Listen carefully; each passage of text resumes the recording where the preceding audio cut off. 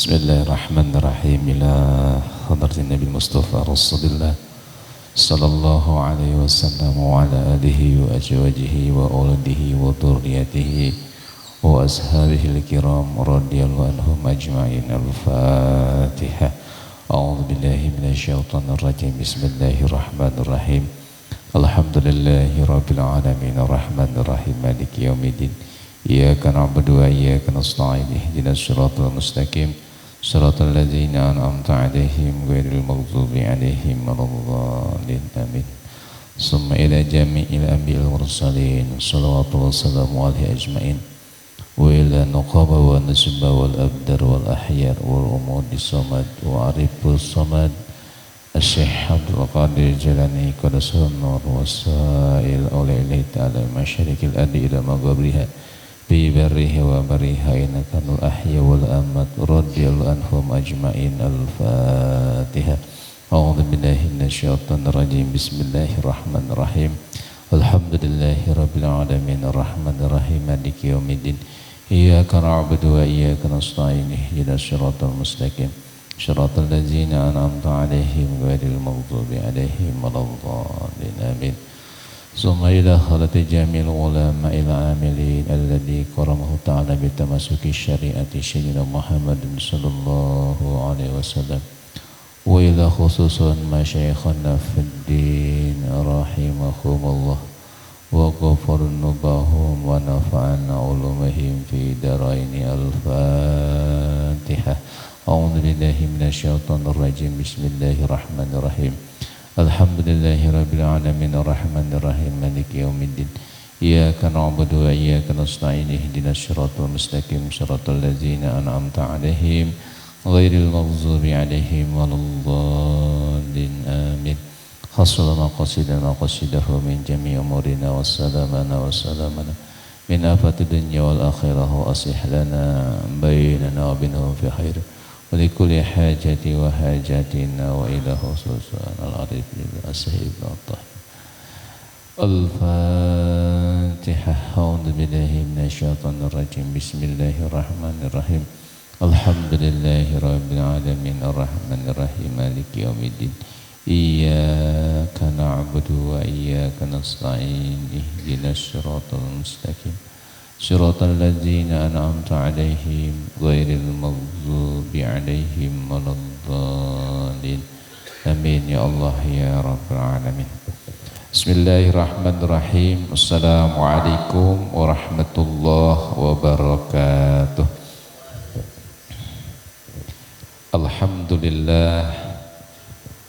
Alhamdulillahi rabbil alamin alladzi jama'ana fi majlisi silaturrahim fi majlisi silatul ilmi. Alhamdulillah alladzi anjala sakinah fi qulubil mu'minin liyazdadu imanan ma'a imanihim. Asyhadu an la ilaha illallah wahdahu la syarikalah wa asyhadu anna Muhammadan abduhu wa rasuluh. Allahumma salli wa sallim wa barik ala sayyidina wa maulana Muhammadin wa ala alihi wa sahbihi ajma'in.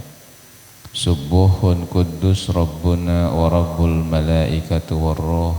Subhanallah walhamdulillah wa la ilaha illallah wallahu akbar wa la hawla wa la quwwata illa billahil aliyyil azim.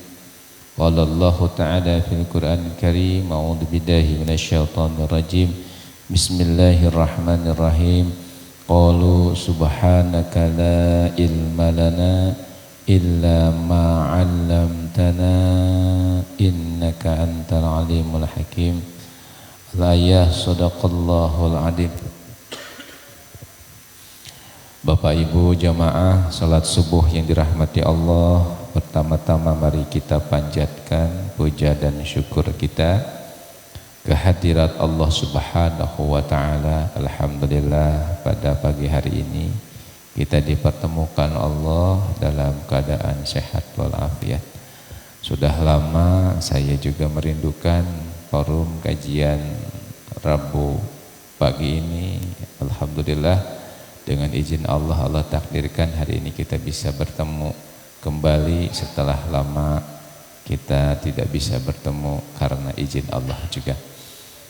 Baik, Bapak Ibu jamaah yang dirahmati Allah, pada kesempatan kali ini izinkan saya menyampaikan makalah dari Al-Arif Billah As-Sa'ib At-Tahillah, yang makalah ini pernah disampaikan sebelumnya, namun untuk menguatkan dan menambahkan beberapa yang belum saya sampaikan di kesempatan sebelumnya, saya ulang kembali karena makalah ini berhubungan dengan rumus kehidupan kita yang mudah-mudahan kalau kita praktekkan kita mendapatkan pedoman dalam menjalankan kehidupan kita di sisa-sisa kehidupan kita yang kita tidak tahu berapa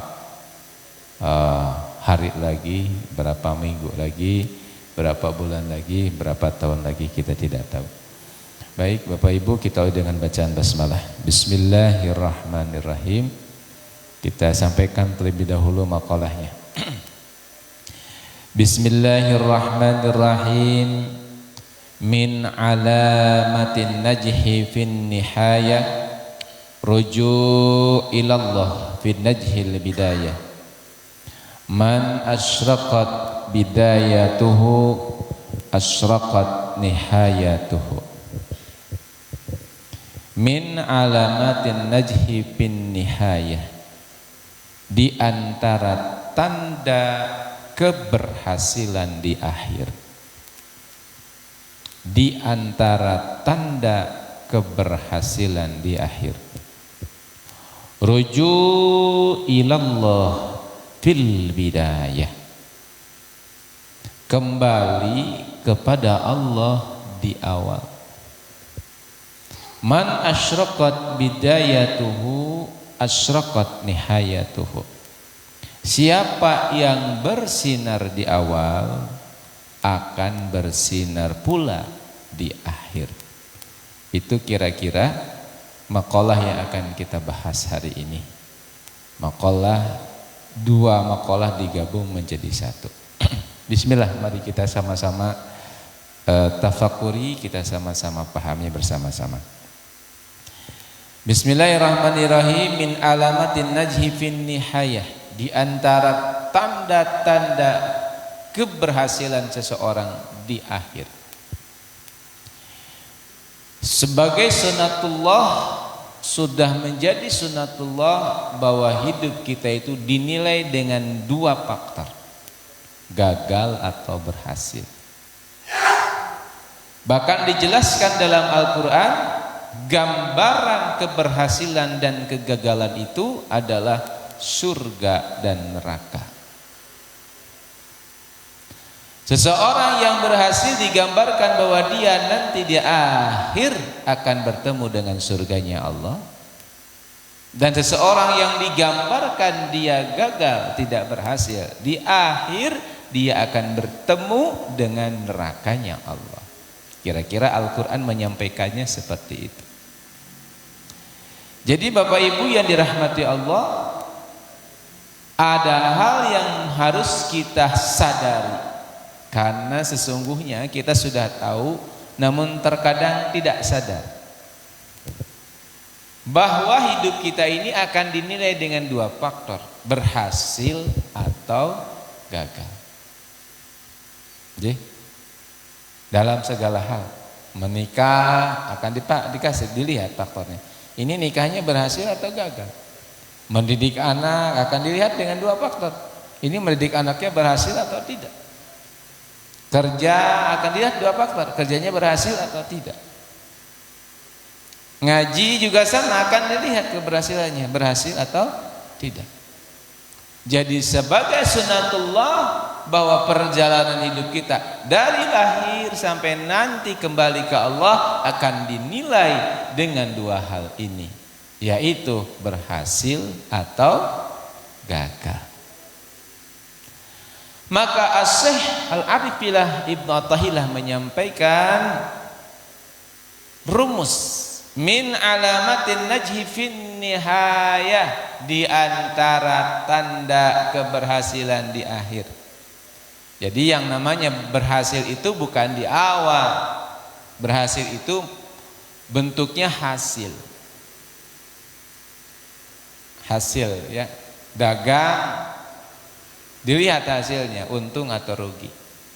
Jadi hasil itu di akhir. Maka kalau kita ingin hidup kita ini di akhir berhasil, artinya menguntungkan kita, kata beliau, di antara tanda-tandanya seseorang itu berhasil, di antara tanda-tandanya seseorang itu nanti meninggal masuk surganya Allah, bertemu Allah di surganya Allah, bertemu dengan Rasulullah di surganya Allah Subhanahu wa taala, ini tandanya. Di antara tanda-tanda seseorang yang nanti kepulangannya itu berhasil. Siapa yang kepulangannya berhasil? Asraqat bidayatuhu, asraqat nihayatuhu. Saat kita di dunia, saat kita hidup itu tertawa, senang, bahagia, pulang pun dalam kondisi tersenyum. Bapak-bapak mau pulangnya tersenyum, Pak? Meninggal dunia kondisinya tersenyum, wajahnya cerah. Itu orang yang melihat kita pun menjadi terhibur ya. Bukan sedih tapi terhibur. Ya Allah, wajahnya tersenyum. Ya Allah, cerah sekali. Jadi enggak sedih itu. Bahkan mohon maaf, keluarga yang ditinggalkan pun tidak sedih, malah bangga. Saya bertemu dengan sebuah keluarga yang kehilangan suaminya dan mendadak meninggalnya. Habis sholat subuh masih enggak ada sakit gitu. Habis sholat subuh beliau pulang hanya mengeluhkan kok lemes ya. Terus keluar nyapu-nyapu, tiba-tiba tergeletak di teras rumahnya, di halaman rumahnya. Dan Allah izinkan beliau meninggal. Tapi meninggalnya begitu sangat tenang, wajahnya cerah, bahagia. Keluarganya malah bangga gitu, seneng. Jadi meninggalnya itu membuat orang lain terhibur. Subhanallah. Itu yang disebut dengan asraqat nihayatuhu. Apa? Bersinar di akhir. Nah, ketika seseorang misalkan akhir hidupnya, maka akhir hidup yang berhasil itu bagaimana? Akhir hidup yang membuat orang tidak sedih, akhir hidup yang membuat orang itu senang, bahkan akhir hidup yang membuat orang itu mendapatkan pelajaran dari hilangnya kita, meninggalnya kita. Masya Allah. Nah, kata Asy-Syaikh Al-Arifillah Ibnu Athaillah, ada rumusnya. Kalau kita pingin seperti itu, hidup kita pingin bahagia, meninggal pingin bahagia, masuk surganya Allah, ada rumusnya. Dan rumusnya apa? Min alamatin najhi fin nihayah, ruju ilallah fin najhil bidayah.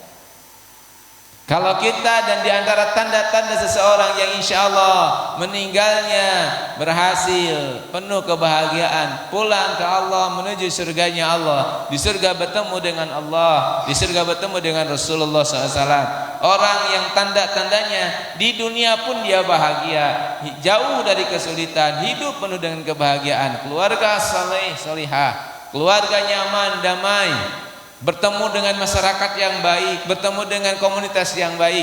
Itu adalah tandanya ruju ilallah fi najhil bidayah, kembali kepada Allah di awal. Ini jadi rumusnya adalah orang yang insya Allah sukses di akhir itu adalah ruju ilallah fi najhil bidayah, kembali kepada Allah di awal. Apa yang dimaksud kembali kepada Allah itu? Kembali kepada Allah itu seperti apa yang disampaikan dalam Al-Quran di surat As-Saffat. Ketika Nabi Ibrahim alaihissalam akan meminta hajat kepada Allah, mau berdoa kepada Allah, memohon putra kepada Allah. Apa doa Nabi Ibrahim? Rabbi habli minas shalihin. Ya Rabb, berikan kepada hamba anak yang saleh. Sebelumnya apa yang dilakukan Nabi Ibrahim? Wa qala inni dahibun ila rabbi sayahdin. Dan berkata Nabi Ibrahim, inni sesungguhnya hamba dahibun. Dahibun itu datang. Dahibun itu pergi. Ila Rabbi, kepada Rabbku, sayadin, supaya beliau memberikan petunjuk kepadaku. Jadi yang disebut dengan rujuk ilallah itu adalah kita selalu datang ke Allah setiap kita mau melakukan apapun. Yang disebut rujuk ilallah itu adalah hadir di hadapan Allah Subhanahu wa taala ketika kita mau melakukan apapun. Dahibun para ulama juga mengartikan sebagai riyadhah, mujahadah. Mujahadahnya hati dan pikiran yang selalu hadir bersama Allah. Jadi rujuk ilallah itu adalah keadaan hati dan pikiran yang bersama Allah. Kalau di dalam tafsir bismillah yang mungkin pernah saya sampaikan, bismillah itu kan kalau di dalam sebuah kaul ulama mungkin boleh panjenengan yakini, boleh tidak yakini, karena ini fadail ya, fadilah. Dikatakan seperti ini, bahwa Al-Quran itu dikumpulkan 30 juz dikumpulkan dalam satu surat, yaitu suratul Fatihah. Dan suratul Fatihah itu dikumpulkan dalam satu ayat, yaitu Bismillahirrahmanirrahim. Dan Bismillahirrahmanirrahim dikumpulkan dalam satu huruf, namanya ba. Jadi Bismillah itu ada ba-nya, dikumpulkan semuanya itu dalam huruf ba. Kalau saya cari, betulkah huruf ba ini memiliki arti yang mendalam dalam Bismillah? Ternyata ba ini memiliki 12 makna. Dan dari 12 makna itu diambil cukup 3 saja untuk menjadikan, membuktikan bahwa betul-betul Bismillah itu bagian yang sangat luar biasa di dalam kehidupan. Bahkan yang disebut dengan rujuk ilallah itu yang mengucapkan Bismillah sebelum kita melakukan sesuatu. Namun kita harus paham terlebih dahulu apa makna Bismillah itu. Di antaranya makna Bismillah itu berawal dari ba. Ba ini memiliki 3 saja, dari 12 saya ambil 3 makna. Yang pertama adalah lil ilsaq. Bapak-bapak butuh di luar kepala Pak memahaminya agar prakteknya mudah. Ba pertama disebut dengan lil ilsaq. Apa lil ilsaq itu? Adalah lem. Jadi ilsaq itu lem. Maksudnya bagaimana? Ba itu menunjukkan kepada kita bahwa ada sebuah gerakan ketika kita membacakan basmalah. Gerakan apa? Gerakan kita nempel dengan yang maha besar, yang maha penyayang, maha pengasih, yaitu Allah. Bismillah itu berarti gerakan pikiran dan hati kita untuk nempel ke Allah. Kayak lem, kayak perangkok nempel di kertas, nggak bisa lepas lagi. Itu namanya lil ilsaq. Jadi Bapak Ibu, akhirnya izin barangkali ada ini pendapat saya, itu pendapat saya atas dasar pemahaman para ulama. Bismillah itu ada gerakan. Bismillah itu bukan hanya dengan menyebut nama Allah, tapi ada gerakan yang disengaja oleh jiwa dan pikiran kita untuk nempel ke Allah. Nempel, klek gitu. Nempel. Jadi ketika mengatakan Bismillah, itu ada gerakan pikiran dan hati kita untuk nempel ke yang maha besar, Allah Subhanahu wa taala. Kenapa? Ternyata pikiran dan hati kita ini kalau tidak nempel ke Allah, ya nempel kepada yang lain. Betul enggak? Panjenengan di sini misalkan bisa nempelnya bukan ke Allah, bisa nempelnya kepada kegiatan di rumah. Duh, ini bentar lagi saya ada acara nih. Kita berada di sini tapi pikirannya udah nempel pada kegiatan kita. Atau lagi sholat, kita nggak nempel ke Allah, tapi nempel pada kegiatan yang sebelumnya kita lakukan. Waduh, kok kemarin begini ya? Tadi orangnya namanya siapa? Saya lupa. Nah, itu berarti kita nempel pikiran dan hati kita pada selain Allah. Nah, Bismillah itu adalah menggerakkan hati dan pikiran kita untuk nempel kepada Allah, sehingga yang ada dalam pikiran dan hati kita hanya ada Allah. Kira-kira begitu. Itu makna ba yang pertama, lil ilsaq. Gerakan kita untuk menempelkan diri kita kepada Allah. Itu yang disebut dengan dahibun, datang ke Allah. Ya, kalau panjenengan bayangkan barangkali begini. Saat kita ke Baitullah, itu kan banyak hambatan tuh kalau mau nempel ke Baitullah. Maka gerakan kita untuk terus berusaha untuk nempel ke Baitullah, lalu nempel di sana, itu yaitu namanya bergerak untuk nempel. Dan ketika nempel kita merasakan energi yang luar biasa. Contoh seperti itu. Nah, kalau di dalam bismillah, nempelnya kita ini kepada yang maha luar biasa, maha besar, yaitu Allah Subhanahu wa taala. Dampaknya apa? Tidak ada yang kita pikirkan kecuali Allah, tidak ada yang kita rasakan kecuali Allah Subhanahu wa taala. Itu makna ba yang pertama. Makna ba yang kedua adalah littabaruk. Apa littabaruk itu? Littabaruk itu adalah untuk mendapatkan barokah, keberkahan. Contoh misalkan saya jalan bersama, misalkan bersama siapa nih? Sama Eyang ya. Bersama Eyang saya jalan dan saya tahu Eyang ini orangnya banyak, orangnya dermawan. Terus saya diajak, "Mas Sep, jalan yuk." "Kemana?" "Ke Solo." "Mangga." Nah, karena saya menempelnya dengan orang yang dermawan dan kaya raya, tentunya saya akan mendapatkan keberkahan, kecipratan ya. "Mas Sep, kita makan dulu yuk." "Di mana?" "Ya cari restoran yang enak lah." Akhirnya saya ikut makan, Pak. Kenapa? Karena saya nempel dengan yang dermawan dan kaya. "Mas Sep, tolong dicari ini tuh Indomaret, di Indomaret minuman." "Apa?" "Ya, ini yang enak-enak." "Jangan satu ya, 2, 3 sama panjenengan." Nah, saya dapat karena saya nempel bareng bersama beliau. Atau misalkan ke belanja, ya tetap saya akan mendapatkan kecipratan keberkahan. Nah, kita nempel dengan orang saja, dengan makhluk itu, kita mendapatkan kecipratan berkah. Betul ya? Apalagi kalau kita nempelnya dengan Allah, maka kita akan mendapatkan tabaruk, keberkahan yang sangat luar biasa banyak. Jadi kalau kita hari ini kok merasa tidak berkah hidupnya, cek jangan-jangan memang diri, pikiran dan hati kita nggak nempel sama Allah. Jadi bisa jadi kenapa doa kita yang nggak dikabul sama Allah, karena memang hati dan pikiran kita nggak nempel sama Allah.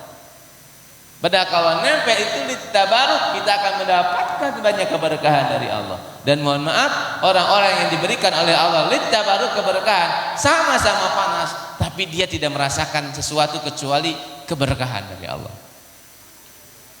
Sama-sama uangnya misalkan punyanya di ATM 10 juta, itu beda rasanya. Dengan orang yang Allah berikan keberkahan, dengan orang yang nempel pada Allah, beda rasanya. Ini litabaruk. Jadi mohon maaf nanti dihafalkan di luar kepala Bapak Ibu. Pertama dalil ilsaq, nempel, artinya gerakan untuk menempel sama Allah. Yang kedua litabaruk, artinya apa? Kita mendapatkan keberkahan. Kalau bisa sinyal-sinyal kita ini harus tajam gitu, bahwa Allah itu setiap hari memberikan pada kita keberkahan. Dan yang ketiga lil isti'anah. Kalau kita udah dekat, maka kita minta tolongnya kepada yang dekat, enggak pada yang jauh. Kalau kita dekat sama Allah, apapun soal itu, permintaan kita pasti Allah. Contoh, kita haus, yang kita ingat bukan minum. Biasanya mohon maaf secara spontan kalau haus yang kita ingat adalah air. Maka orang yang sudah dekat sama Allah, ketika haus, yang diingat pertama kali bukan air minum, tapi yang diingat pertama kali siapa? Allah. Ya Allah, haus, Engkau perintahkan aku minum. Bismillah. Itu. Lapar, yang diingat pertama kali bukan makan, bukan warung, bukan, tapi yang pertama diingat itu adalah Allah. Itu yang disebut dengan lil isti'anah. 3 cukup. Dari 12 makna ba. Baknya ada 12, tapi 3 ini sudah cukup untuk kita praktekkan. Jadi saat kita mengatakan bismillah, itu sebisa mungkin kita ulang-ulang 3 kali untuk meyakinkan, memantapkan hati kita bahwa kita ini bersama Allah. Bismillahirrahmanirrahim. Bismillahirrahmanirrahim. Bismillahirrahmanirrahim. Nempel plek sama Allah. Masya Allah. Nempel pada siapa? Bi itu nempel ismi, kepada yang punya nama siapa? Namanya Allah. Bismillah. Kita nempelnya itu jelas alamatnya kepada Allah. Begitu. Lalu Allah itu siapa? Ar-Rahman Ar-Rahim. yang maha pengasih, maha penyayang. Masya Allah. Yang maha pengasih, maha penyayang. Rahman pengasih. Kita pahami Rahman itu adalah semua yang ada dalam diri kita adalah pemberian dari Allah. Dari ujung rambut sampai ujung kaki semuanya pemberian dari Allah. Dari ujung langit sampai ujung bumi semuanya pemberian dari Allah. Maka yang disebut dengan Rahman itu kita mengatakan bahwa semua yang ada dalam diri saya adalah pemberian dari Allah. Termasuk ujian, masalah apapun, semua pemberian dari Allah. Nah, tapi Allah memberikan sifat. Sifatnya apa? Bukan hanya pemberi Allah itu. Pemberinya yang gimana? Rahim. Pemberi yang rahim. Rahim itu apa? Penyayang. Penyayang itu bagaimana Bapak Ibu? Penyayang itu adalah seperti kita punya anak, kita mencarikan buat anak sekolah, pasti kalau kita sayang sama anak, kita akan memberikan sekolah yang terbaik. Kita beri sama anak kita baju, maka kalau kita sayang sama anak kita, maka kita akan berikan baju kepada anak kita yang terbaik karena kita sayang. Nah, Allah itu Rahim, maha penyayang. Karena maha penyayang, pasti pemberian dari Allah itu yang terbaik. Sehingga akhirnya Bapak Ibu yang dirahmati Allah, saat kita memulai rujuk ilallah fi najil bidayah dengan bismillahirrahmanirrahim, maka di saat ini, di sekarang kita tidak ada keluhan. No keluhan.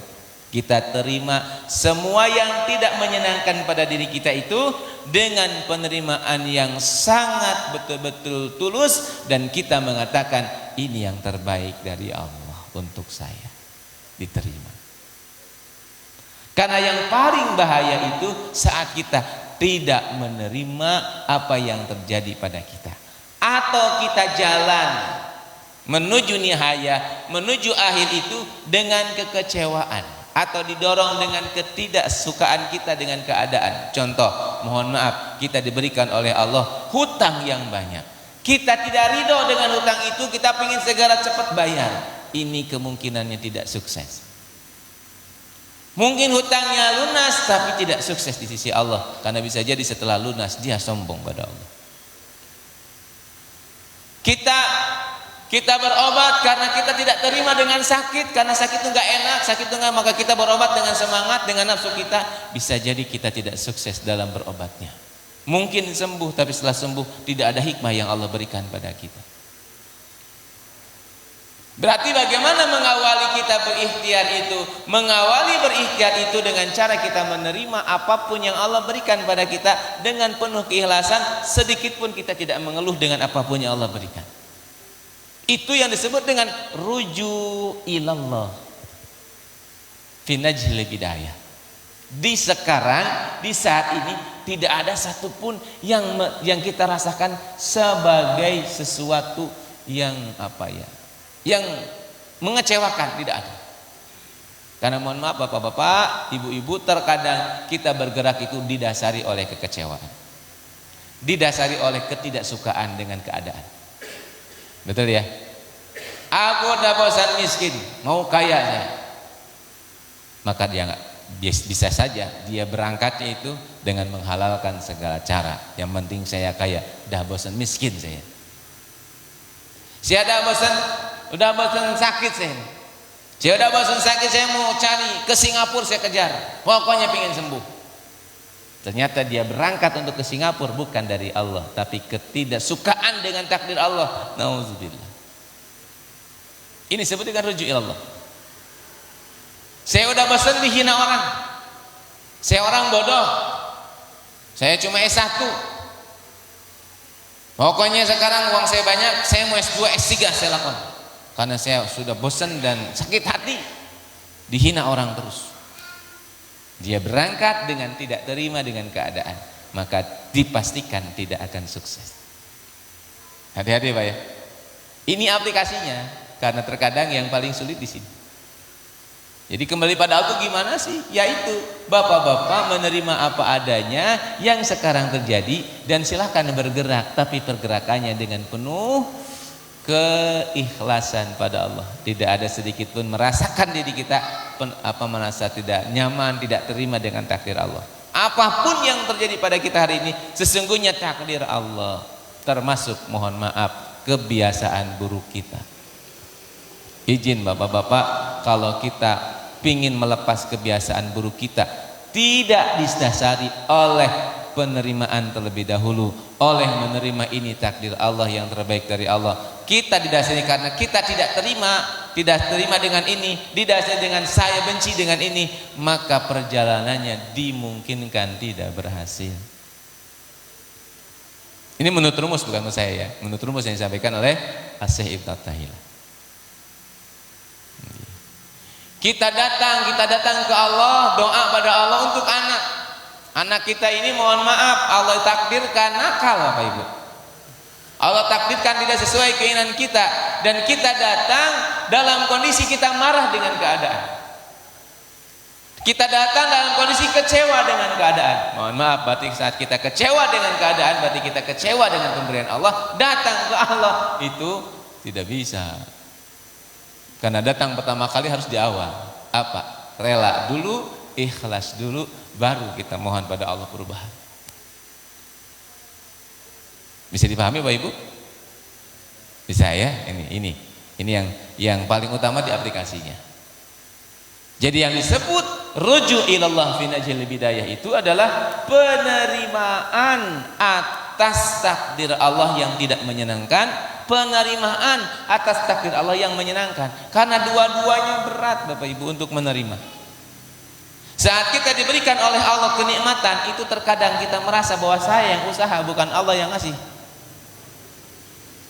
Allah kasih kesehatan, mohon maaf, kita merasa bahwa karena saya rajin olahraga, karena saya rajin diet, karena saya rajin check up setiap bulan, maka saya sehat. Sulit juga kita untuk menerima bahwa itu adalah karunia Allah.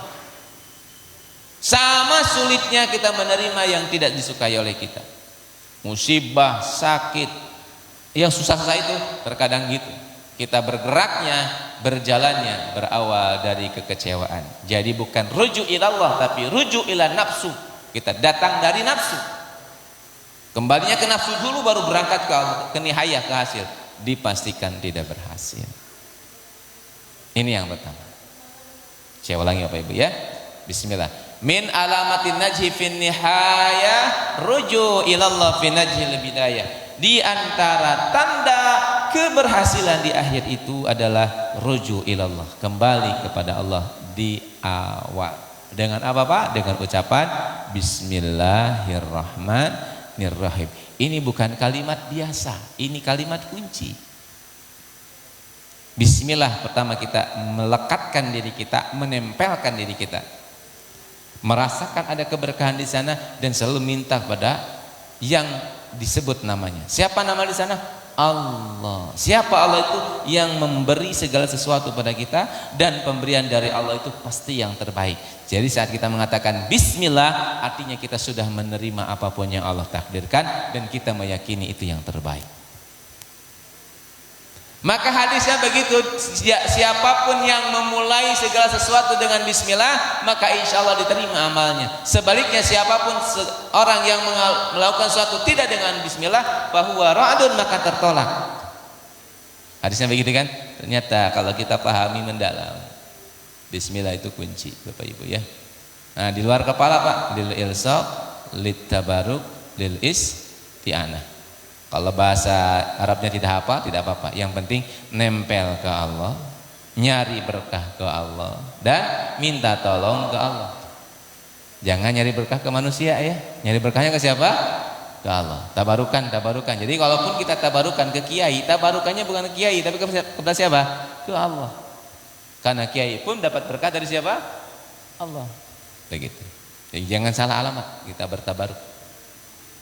Lil isaq, lil isti'anah, lit tabaruk. Ya, tiga hal ini kita masukkan di luar kepala kita. Saat kita mengatakan Bismillah, maka insya Allah kita mengatakan, Ya Rob, saya nempel kepadamu, saya mendekat kepadamu, saya mohon keberkahan darimu, dan saya mohon ampun kepadamu. Aplikasinya apa? Nol keluhan.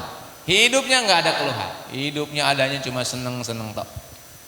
bahagia terus. Orang melihatnya susah, kita mah bahagia kok. Kenapa bahagia? Memang yang terbaik dari Allah. Enggak ada Pak, enggak ada kesusahan, enggak ada hidup, enggak ada susahnya. Kalau kita sudah nempel sama Allah, enggak ada susahnya, serius, enggak ada. Enggak ada sedihnya, enggak ada kecewanya, enggak ada. Jadi kalau kita masih sedih, kecewa karena kita belum bismillah. Belum memaknai bismillah. Kalau kita udah maknai bismillah, enggak ada kebetulan, enggak ada kecewanya. Monggo dipraktekkan mawon. Jadi kalau panjenengan kecewa, ya belum nempel sama Allah aja. Belum yakin bahwa Allah itu Maha baik. Belum yakin Allah itu Maha penyayang, belum yakin. Tapi kalau kita sudah nempel sama Allah, enggak ada kekecewaan. Akhirnya apa? Senyum terus, wajahnya cerah. Nah, orang kayak gini insya Allah masuk ke makalah selanjutnya. Man asyraqat bidayatuhu asyraqat nihayatuhu. Barang siapa dia bersinar di awal, dia akan bersinar di akhir. Subhanallah. Jadi saat hidup itu cerah, ceria, maka pulangnya senyum, cerah. Jadi tidak mungkin orang yang di dunianya cemerut terus pulangnya cerah, tidak mungkin kata Syekh Mutahhilah. Pasti orang yang cerah ketika di akhir meninggalnya cerah, dan dia akan insya Allah tanda husnul khotimah. Itu memang kesehariannya memang cerah, kesehariannya memang orangnya wajahnya cerah, menyejukkan, tersenyum terus gitu. Dan itu modalnya apa?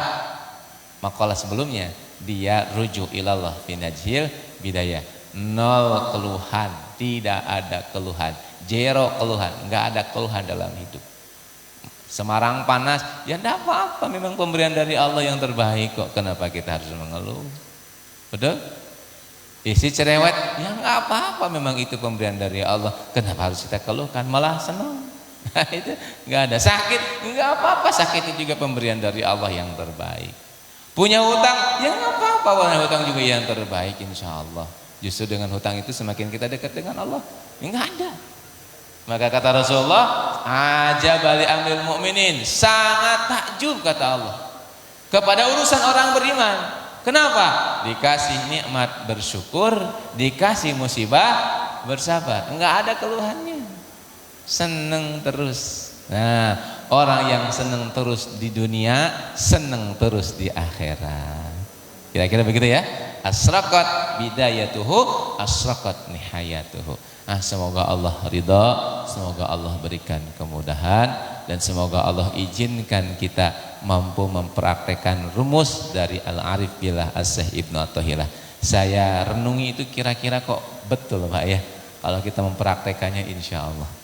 Karena mungkin beliau membangun, membuat hikmah ini memang dari kedalaman ilmu beliau dalam Al-Quran maupun hadis-hadis Rasul, sehingga beliau memiliki pemahaman yang sangat mendalam tentang rumus-rumus itu.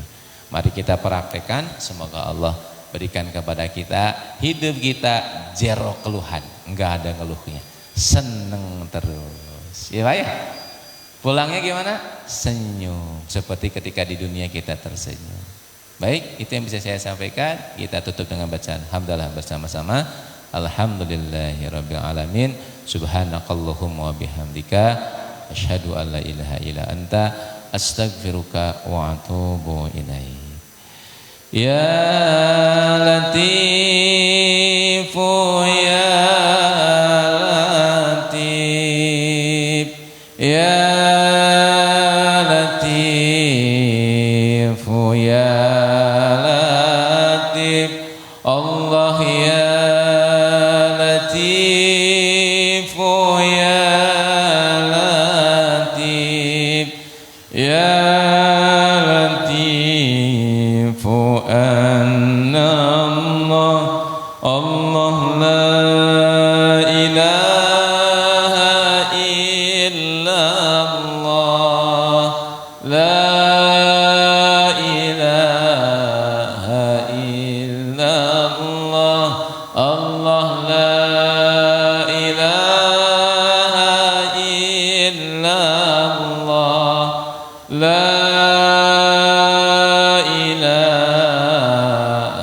illallah, la ilaha illallah Muhammadur Rasulullah sallallahu alaihi wasallam. Ya Allah biha, ya Allah biha, ya Allah birizqan wasi'ah. Ya Allah biha, ya Allah biha, ya Allah bighfril dzunub. Ya Allah biha, ya Allah biha, ya Allah bi husnil khatimah. Walhamdulillahi rabbil alamin. Assalamualaikum warahmatullahi wabarakatuh.